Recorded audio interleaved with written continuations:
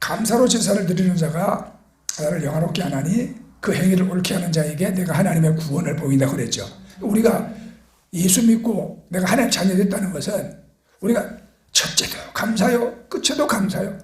우리는 여러분 감사하면서 우리 신앙생활 하는 것입니다. 어느 초등학교 시험에 이런 문제가 있었대요. 뭔 문제란 말이요. 옆집 아주머니께서 사과를 가지고 오셨습니다. 이런 경우 알맞은 인사는 무엇인가요? 그랬더니 답, 안 사요.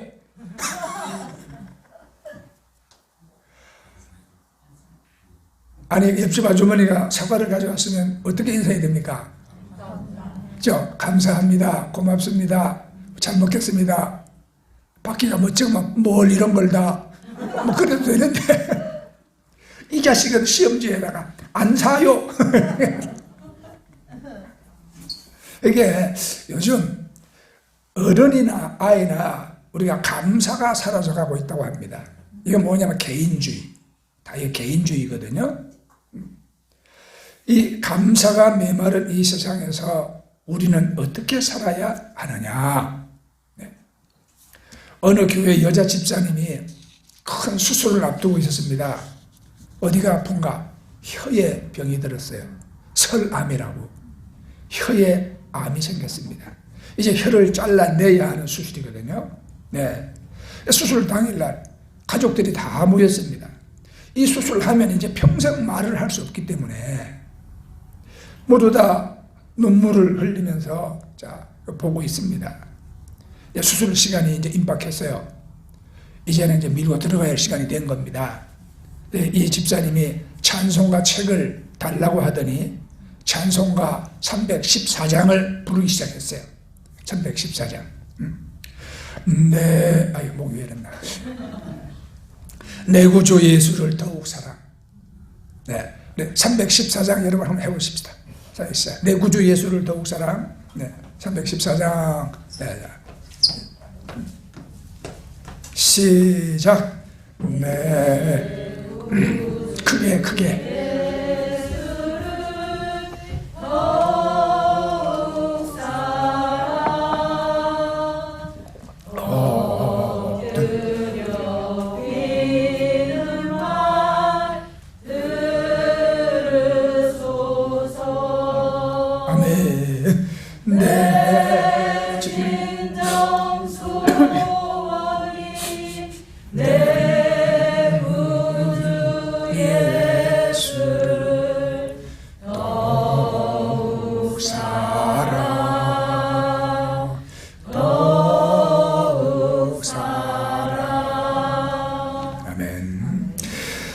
그렇게 찬송을 부르고 나서 그분이 이렇게 기도합니다.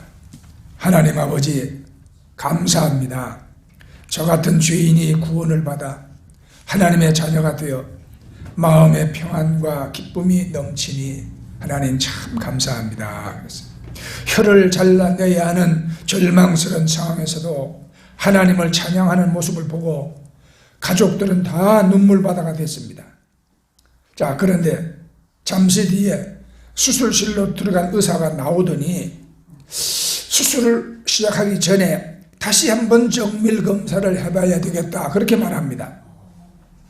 그래서 다시 검사를 갔지. 결과가 놀라웠어요. 며칠 전까지만 해도 이 혀 안에 암세포가 가득히 퍼져 있었는데 오늘 가보니까 암세포가 요 혀 끝으로만 다 몰려있더래요. 혀 끝으로만. 그래서 그것만 수술하면 된다.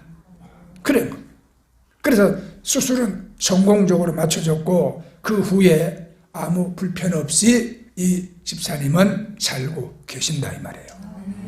그래서 이분이 감사가 낳은 기적이다. 그래서 감사가 낳은 기적이다.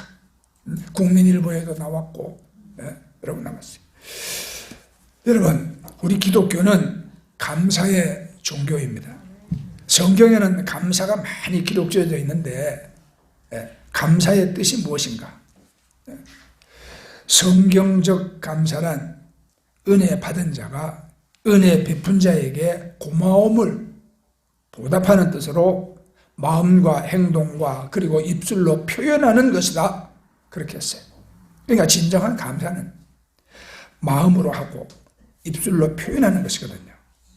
사람이 얼마나 행복한가는 그 감사의 깊이에 달려 있다고 합니다. 그러니까 죄 중에 죄는 감사하지 못하는 것이다. 감사할 줄 아는 사람은 마음도 몸도 젊어진대요. 하나님에 대한 우리의 지식은 감사에 의해서 완전해지는 것입니다.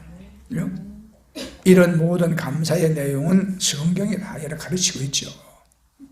첫째로 감사로 제사를 드리는 자가 하나님을 영화롭게 한다고 그랬어요. 감사의 제사는 하나님을 영화롭게 하는 제사입니다. 네? 구약에서는 제사라 했죠. 우리는 예배라고 합니다. 지금 그죠? 우리 사람의 제일 되는 목적이 하나님을 영화롭게 하는 것이라고 그랬거든요. 하나님을 영화롭게 하려고 그러면 우리가 감사의 예배를 드리면 되는 겁니다. 똑같은 예배지만 감사로 예배를 드리는 사람이 있는가 하면 억지로 하는 사람도 있습니다. 억지로 예배의 자리에 와서 앉아있는 사람은 이건 여러분 형식적인 예배죠. 모양만 갖추고 마음은 없는 예배지요. 그러니까 몸은 예배하지만 생각은 다 엉뚱한 곳에 가 있는 예배 아닌 예배인 것입니다. 헌금도 드리지만 그 헌금에 감사함이 빠진 것, 곧 정성이 빠진 예배죠. 예. 저희가 어릴 때는 요즘처럼 막 은행 가면 새돈 신권으로 막 바꿔주고 막 이 신권 만지기가 어려웠잖아요. 그죠? 우리 시골에 할머니들 가보면 주일날 되면 토요일날 미리 헌금을 준비해 놓잖아요. 자기가 수중에 있는 돈 중에 제일 상태 깨끗한 거 골라가지고 그걸 또 인두로 데립니다. 이렇게. 네. 접어진 거 주름 다 펴요. 인두로 이렇게 들어가지고 그래가지고 성경책 속에 딱 찍어 놔. 그런 정도로 정성을 담아 드렸어요. 네. 액면 가치의 돈 얼마짜리 이게 아니죠. 거기에는 드리는 사람의 그 믿음과 하나님을 향한 감사와 그 정성이 거기에 담아져 있는 거거든요. 감사로 제사를 드리는 자, 이걸 히브리어로 조베아프 이렇게 말하는데 여기 이제 감사는 토다라는 게 붙어요. 히브리 말로 우리가 인사할 때 감사합니다 그러면 토다 그러거든요. 성지순례 가서 토다 써먹어야 돼요. 여러분 기억하고 계세요. 관광버스 기사가 문 창 열어주면 토다 해야지. 이 조베아흐라는 단어는 오늘 14절에도 사용되는데 감사로 하나님께 제사를 드리며 지존하신 이에게 내 서원을 갚으며 하는 그런 구절에도 나옵니다. 이것이. 그러면 하나님이 진정 원하시는 여러분 이 희생 제사가 무엇인가? 하나님께 드리는 제사의 본질이 무엇이냐? 하나님께 드리는 참 제사란 희생할 동물을 죽여서 끌고 오는 외형적인 그런 행위가 아니라 하나님께 대한 감사함을 희생으로 드린다는 바로 그거예요. 그러니까 감사가 없다면 동물의 죽음도 헛되다 이 말입니다. 소를 잡아도 헛되다. 그러니까 감사가 살아있는 곳은 개인이든 가정이든 교회든 하나님께서 계시고 하나님이 기뻐하시는 거예요. 감사가 살아있으면 그곳 어디든지 하나님을 영화롭게 하는 것입니다. 우리 시편 50편 15절에 보면 환난 날에 나를 부르라 내가 너를 건지리니 네가 나를 영화롭게 하리라 그랬죠. 우리의 목적은 하나님을 영화롭게 하는 것인데 하나님이 우리를 건지신다는 것도 하나님이 건지신 데 대하여 감사하는 것도 다 하나님을 영화롭게 하는 것입니다. 이것이. 그래서 두 번째 우리는 감사의 행위는 하나님의 구원을 우리가 봅니다. 우리가 오늘 읽은 23절 하반절에 그 행위를 옳게 하는 자에게 내가 하나님의 구원을 보이리라 그랬죠. 참 감사의 행위는 믿음으로 말미암아 가능한 거예요. 늘 감사하고 늘 은혜를 아는 신앙의 행위는 하나님의 구원을 볼 수 있는 축복이 있습니다. 하나님께 대한 감사는 하나님을 믿음으로 가능하고 그 믿음은 하나님의 구원을 보게 되는 것입니다. 여러분, 광야에서 이스라엘 백성들은 하나님을 막 원망하고 모세와 아론에게 막 불평했어요. 이 일로 인해서 하나님이 진노하셨고, 그 원망했던 그 백성들은 구원에 실패했잖아요. 하나님은 그렇게 이집트에서 데리고 나온 출애굽한 1세대들은 가나안에 들어가지 못할 것이라 그렇게 말씀했어요. 들어가야 할 목적지는 적국거리는 가나안 땅인데, 이 광야에서 매일 원망하고 불평하고 모세에게 돌이나 들고 대들고 이런 사람들은 결국은 너희는 저 적국거리는 가나안에 들어가지 못한다. 광야에서 생을 마쳐야 됐어요. 이거 구원이 실패했어요. 이 사람들은요. 이렇게 여러분, 그들을 이집트에 노예살이하던 그 처참한 환경에서 건져내 주신 그 하나님의 은혜, 마음껏 보잘것없는 그들을 하나님이 친히 선택하시고 내 백성이라고 하나님이 인정해 주시는 그 은혜, 여러분, 그것이 얼마나 크고 감사합니까? 근데 그거를 겨우 자기들이 그저 끼니 먹는 물이나 고기와 우리가 어떻게 비교할 수 있냐 이 말이에요. 이 출애굽이라는 엄청난 은총을 받고도 단지 광야에서 먹고 마시는 것이 이게 불편하다, 불만족스럽다, 그것 때문에 구원해 주신 하나님을 막 원망하니까 이게 참 말이 안 되는 일이에요. 그렇잖아요. 하나님이 그들을 그 자리에서 죽으라고 지금 불러낸 게 아닙니다. 과정입니다. 과정. 네? 너희로 하여금 40년 동안 광야를 걷게 하신 것은 하나님께서 사람이 떡으로만 사는 것이 아니요 하나님 입에서 나오는 말씀으로 사는 것임을 알게 하려 하거든요. 이 과정이었거든요. 그 어렵고 힘들고 부족하고 한 이것을 그들을 참고 하나님 말씀 듣고 교육받고 가나안 땅에 들어가서 하나님의 선민으로 바르게 살아갈 수 있는 그 과정을 여러분 잘 훈련받고 나면 가나안으로 들어가는 거예요. 근데 그걸 그들은 못 견뎌했죠. 그걸 못 견뎌했어요. 그러니까 우리가 먹는 게 왜 맨날 이것만 먹어야 되냐? 여기는 뭐 고기도 없다. 아니 뭐 부추나 파나 맛있는 양념도 없다. 뭐 별 원망이 다 나오고 있죠. 이거는 우리말에 물에서 건져 놓으니까 보따리 내놓으라 한다, 그런 말 있잖아요. 이게 똑같은 경우야. 저 애굽에서 채찍 맞아가며 과중한 노동에 시달리며 그렇게 희망도 없이 죽어가는 저 민족을 하나님이 구원해 놓으니까 이제는 원망하고 있는 거예요. 원망하고 있는 거야. 원망은 망국 백성의 근성이다, 그런 말이 있습니다. 그러니까 불만과 원망이 쌓일 때 가장 효과적인 치료약은 감사하는 것이거든요. 감사하는 것. 바꾸어서 말하면 감사하면 불만과 원망이 사라집니다. 그래서 감사는 수학에서 더하기, 플러스와 같다. 어떤 일을 당해도 감사하면 거기에 하나님의 축복이 더해진다 이 말입니다. 감사하면 그런 플러스의 복을 받아. 근데 반대로 원망과 불평은 이건 수학에서 빼기와 같다. 빼기, 마이너스예요. 그러니까 있는 것까지 빼앗기고 없어진다 이 말입니다. 그래서 우리는 여러분 감사하면서 우리가 이 플러스의 복을 받고 살아야 하잖아요. 그죠? 네. 그러니까 이번에 부흥회 하는데 그 김문훈 목사님이 그러대. 여러분은 이렇게 해서 하나님께 복을 받으실래요? 아니면은 동사무소 가서 그저 밀가루 2포 사다 먹고 사는 거 받으실래요? 그렇게 말씀했어요. 그렇죠? 들었죠? 여러분 뭐 선택하실래요? 하나님께 복을 받으실래요? 아니면은 동사무소 밀가루 2포 가서 받으실래요?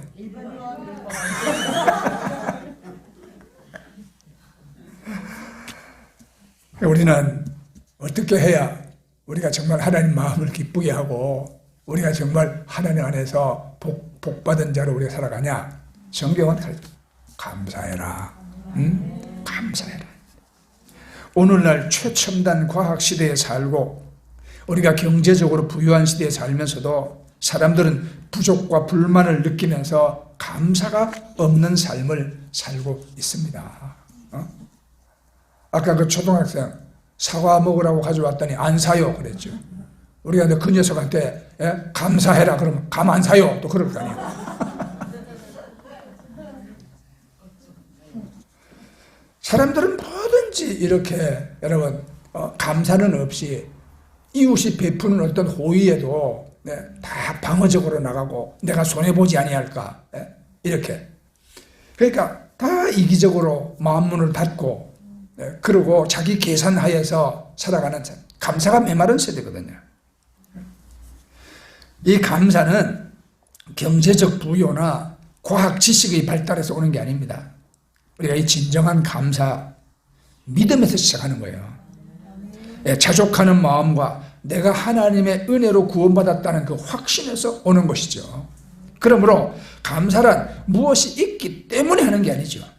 진정한 감사란 아무것도 없을 때 하나님과 구원받은 나의 존재 때문에 우리가 여러분 감사를 하는 것입니다. 오늘 이 성경에는 늘 감사하는 행위가 하나님의 구원을 보이라고 말씀합니다. 틀림없는 사실이죠. 감사하지 않는 자에게 구원을 주시지 않습니다. 감사하는 자에게 구원을 주십니다. 바꿔 생각하면 우리가 구원을 받았으면 감사할 것이 많다 이 말이에요. 우리가 구원받았다는 사실보다 더 큰 감사는 없습니다. 레위기 23장과 신명기 16장에는요 초막절을 지키라는 명령이 있습니다. 초막절은 추수를 마친 후에 1회 동안 지키는 절기입니다. 요즘으로 말하면 감사절이에요.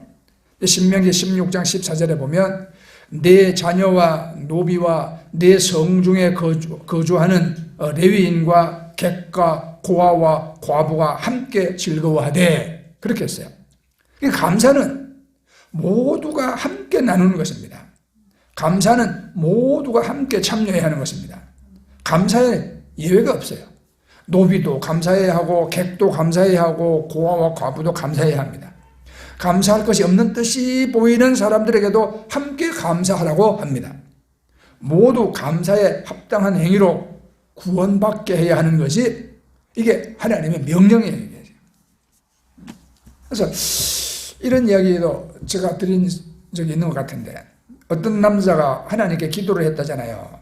하나님 저 예쁜 여자와 결혼하게 해주시면 절대 바람 피우지 않겠습니다. 만일 제가 바람을 피운다면 저를 죽이셔도 좋습니다. 그 남자가 아름다운 여인과 결혼을 하게 됐습니다. 그러나 어느 날 바람을 피웠습니다. 그리고는 자기가 하나님께 했던 기도가 생각이 나서 죽을까 봐 두려웠습니다. 큰일 났네 이거. 그때 내가 괜히 그런 기도를 해가지고 이거 하나님이다 이거 죽이는 거 아닌가 이거 맨날 마음을 졸이고 삽니다. 그런데 죽지 않아요. 아무 일도 없어요. 괜찮네. 그래서 몇 번 더 바람을 피웠습니다. 3년이 흐른 어느 날 자기가 함께하는 그 낚시 동호회가 있어요. 낚시 동호회가. 우리 아래 바다 낚시 가자. 그래서 이제 우르르 이제 갔어요. 배를 탔습니다.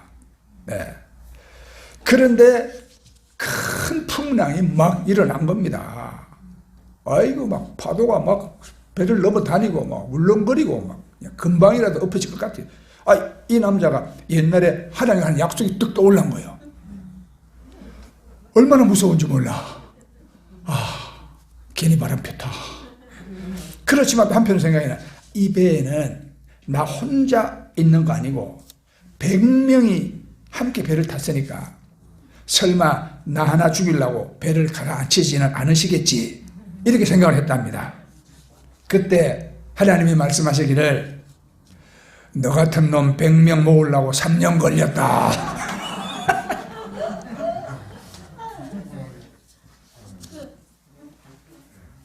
여러분, 우리가 감사하며 살겠습니다. 몇 번이나 하나님께 말씀드렸나요? 그죠? 우리가 하나님 감사합니다. 감사하며 살겠습니다. 우리 참 많이 그런 말 했지, 하나님께. 근데 정말 왜 말한 대로 하나님께 우리가 정말 진심으로 감사하며 살았는가? 예? 여러분, 그렇게 계속 감사하며 살고 계십니까? 감사를 잊어버리지 아니했습니까? 감사를 잊어버리고 하나님 또 찢으시면 어떡할래요? 그죠? 이 스가랴 14장에는 예루살렘을 치러 왔던 이방에게 하나님은 초막절을 지키라고 말씀하십니다. 비록 너희가 싸우러 왔지만 이 감사절은 지켜야 한다, 이 말이거든요. 그리고 하나님은 그 초막절을 지키지 않으면 비를 내리지 않겠다, 그렇게 말씀합니다. 이 고대 농경사회에서 비를 내리지 않는다는 것은 이 가장 큰 재앙입니다. 재앙을 내리겠다는 것이 하나님의 진정한 의도가 아니죠. 반드시 감사절을 지키고 반드시 감사하라는 강조의 뜻이 거기 담겨져 있는 것입니다. 그렇다면 감사는 하나님께 대한 의무인가? 그리스도인에게 있어서 감사는 하나님께 대한 의무임에 틀림이 없지요. 그러나 의무로 몰면 이게 의미가 없는 거예요. 의무는 의미가 없다. 여러분들이 하는 걸 의무로 생각하면 아무 의미가 없어요. 11조 의무로 내야 된다. 제가 말씀드렸죠. 의무로 하는 것 치고 기쁘게 많이 하는 게 없다, 이 말입니다. 납세의 의무 있잖아요. 네, 세금을 내야 되는 의무가 있는데 여러분 기쁘게 많이 내는 자가 있습니까? 없어요. 국방의 의무 있잖아요. 어쩌든지 군대 빠지고 싶어서 별짓 다 하는 사람들 있지 않습니까? 국방의 의무. 설령 갔다 하더라도 내 인생 낭비한다고 생각하고 그러고 있는 젊은이들 있잖아요. 납세의 의무, 국방의 의무, 또 여러 가지 또 의무가 있습니다. 그런데 우리 신앙생활도 하나님과의 관계에 있어서 이걸 우리가 의무라고 생각하면 의미가 없어요.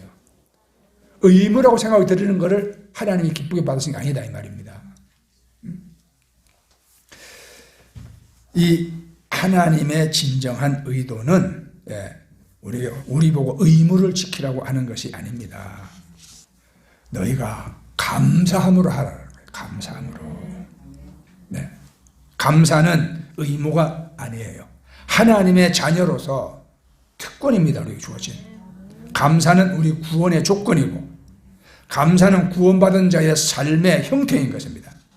그래서 데살로니가 전서 3장 9절에는 우리가 우리 하나님 앞에서 너희로 말미암아 모든 기쁨으로 기뻐하니 너희를 위하여 능히 어떠한 감사로 하나님께 보답할까? 감사하는 것은 하나님의 은혜에 보답하는 행위거든요. 감사는 하나님의 은혜에 대한 우리의 보답이며 하나님께는 우리에 대한 구원의 조건인 것입니다. 그래서 리처드 백이라는 분은 이렇게 말했습니다. 입술로 감사하면 마음에서 감사가 일어난다 그랬습니다. 네. 입술로 감사하면 마음에서 감사가 일어난다. 여러분 한번 해보세요. 하나님 감사합니다. 하나님 감사합니다. 네, 하라고 그래서 의무로 했습니까? 그래요. 이 입술로 하는 감사의 행위는 마음의 감사를 이끌어내니까 여러분 입술로 많이 감사하시기 바랍니다. 네. 감사합니다를 반복하다 보면 정말 마음으로 감사가 우리가 우러나게 되어지는 법이에요. 그리하여 우리가 구원받았음을 여러분 증거하시기 바랍니다.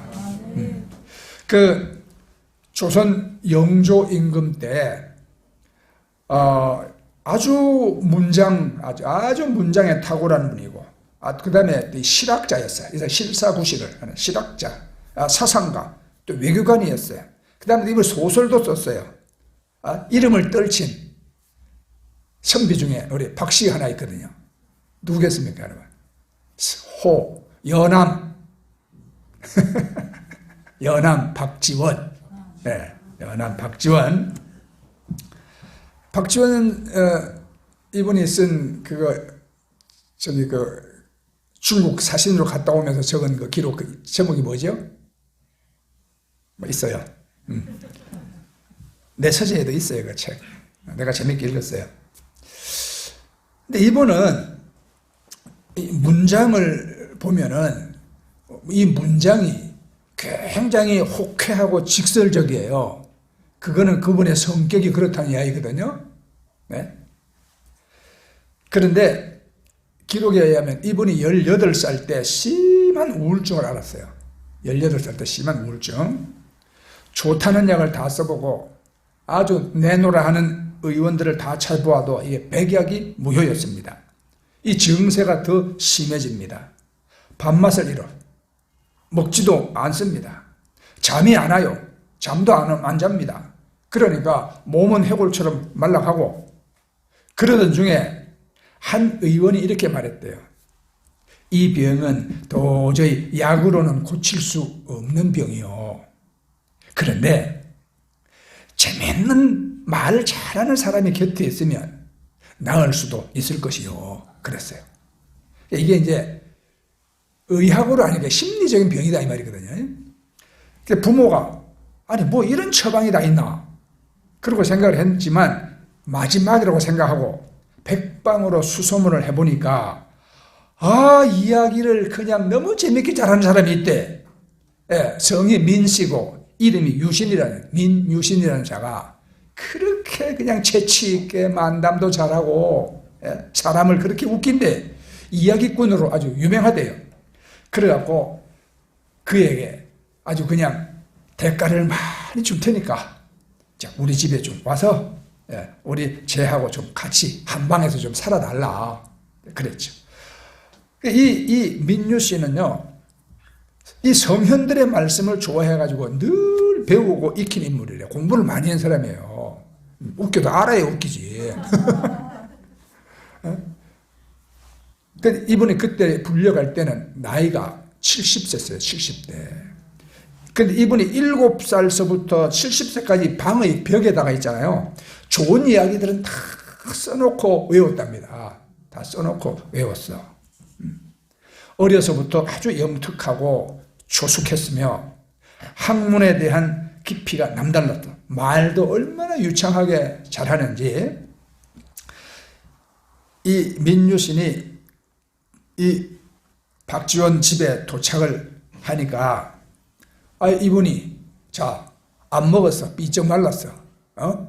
눈은 쑥 들어가가지고 있고 우울해가지고 그냥 삶의 희망도 없이 그러고 누워있는 걸 모습을 봤습니다. 첫 마디가 이제 어디가 아픈가? 그러니까 도무지 밥맛도 없고 잠을 못 잡니다. 내가 기운도 없고 살 맛도 없고 막 죽는 소리 하죠. 이 민유신이 이 말을 듣자마자 세상에 아주 즐겁게 그냥 손바닥 치면서 막 웃는 거야. 그냥 막 웃고 나중에 방바닥을 때리고 웃는 겁니다. 아니 부모가 옆에서 이게 뭔 짓인가? 내 아들 죽어가는데 이 작자가 뭔 살판 났다고 저렇게 즐거워하는 거예요.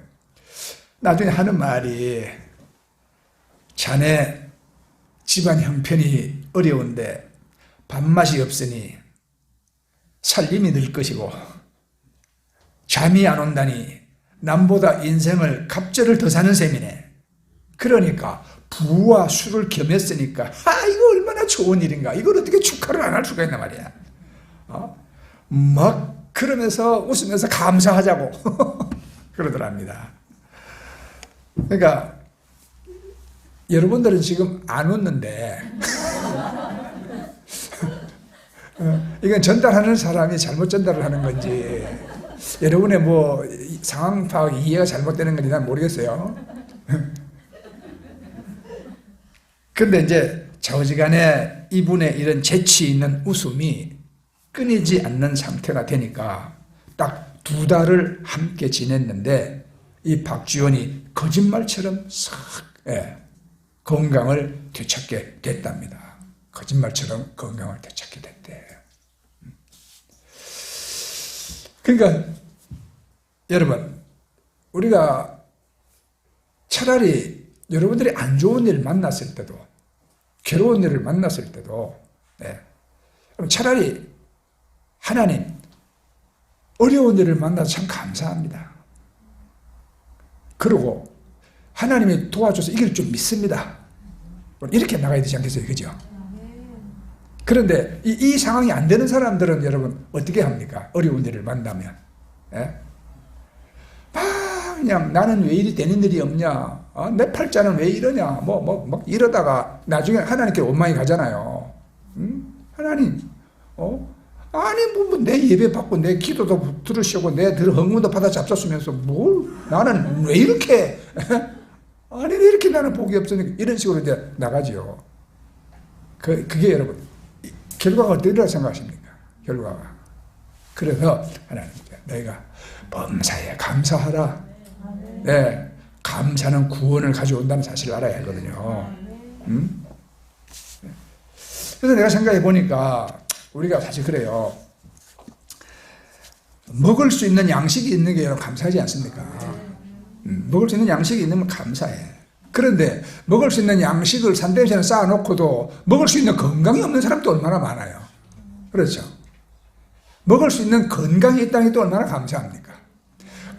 우리가 산의 진미 좋은 거 못 먹고 산다 하더라도, 나도 요새 맨날 보리밥 먹어요. 우리 사모님이 건강에 좋다고 보리밥은 그것도 꽁보리 보리쌀만 들이다 삶아가지고 입안에 넣고 씹으면 보리알이 이리 갔다 저리 갔다 막 굴러다니는데 그래도 그 밥 먹을 때 감사기도 하고 먹잖아요. 하나님 감사해. 보리밥이든 쌀밥이든 우리가 여러분 다 먹을 수 있다는 게 감사하고요. 그걸 먹을 수 있는 건강이 또 얼마나 감사하냐 이 말이죠. 그렇죠. 그래요. 우리가 하나님께 대한 감사가 우리의 삶이 되어야 합니다. 우리가 다 곰곰이 생각해 보면 감사가 아닌 게 하나도 없습니다. 주신 복을 세워보면 감사가 다 쌓입니다. 우리 예배가 감사의 제사가 되게 합시다, 여러분. 데살로니가전서 항상 기뻐하라, 쉬지 말고 기도하라, 범사에 감사하라. 이것이 우리를 향하신 하나님의 뜻이다 그랬어요. 항상 기뻐하면 감사가 풍성할 것입니다. 쉬지 말고 기도하면 감사가 넘쳐날 것입니다. 그래야 모든 일에 감사하는 삶을 살아 우리 행위로 하나님께 감사하십시다. 이런 감사의 삶이 하나님 우리에게 주신 구원의 삶입니다. 이것은. 그래 감사함으로 구원의 삶을 누리는 여러분 모두 다 되기를 여러분 축복합니다. 그래서 우리는 다음 주일을 우리가 추수감사 주일로 우리가 지킬 것입니다. 여러분들이 하나님께 여러분 더 많이 감사, 진정으로 감사, 의무가 아니라 마음 진정을 담은 감사가 되기를 저는 간절히 바랍니다. 아멘. 우리 찬송하고 자 우리 하나님께 기도하십시다. 찬송가 301장입니다.